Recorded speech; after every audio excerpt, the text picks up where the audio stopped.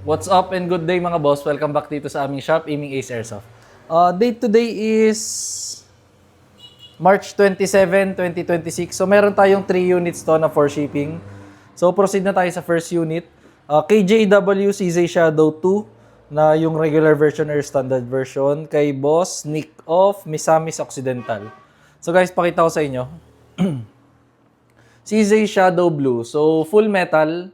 Then, metal yung slide, metal tong lower frame, tapos aluminum tong grips niya.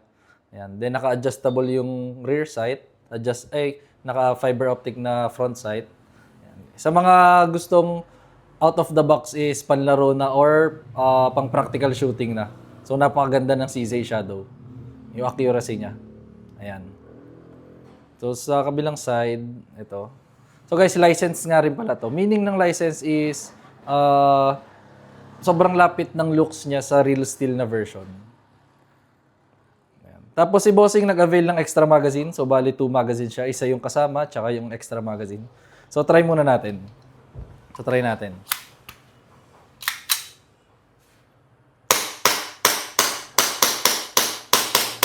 Ayan. Slide lock, meaning wala na siyang BBs.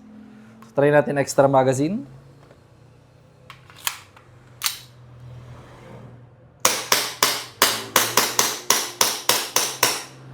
Slide lock.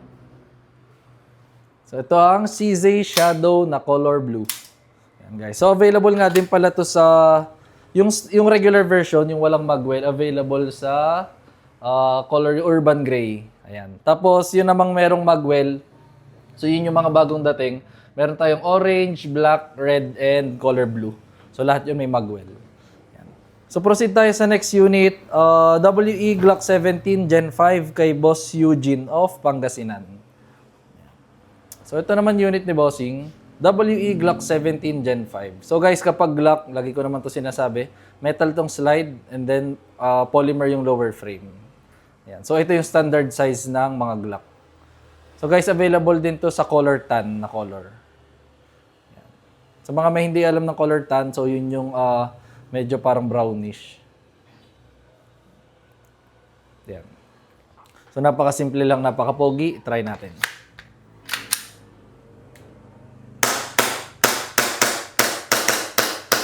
Yan. Slide lock. Yan. So, last unit, Double Bell 723 kay Boss Domingo of Rizal. So, ito naman ang unit ni Bossing.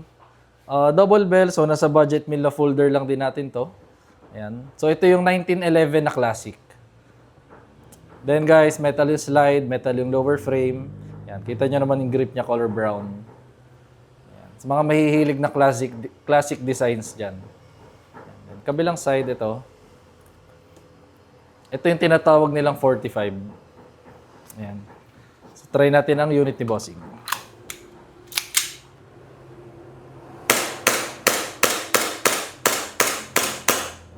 Slide lock. So, yun lang naman mga bossing. Maraming salamat palagi.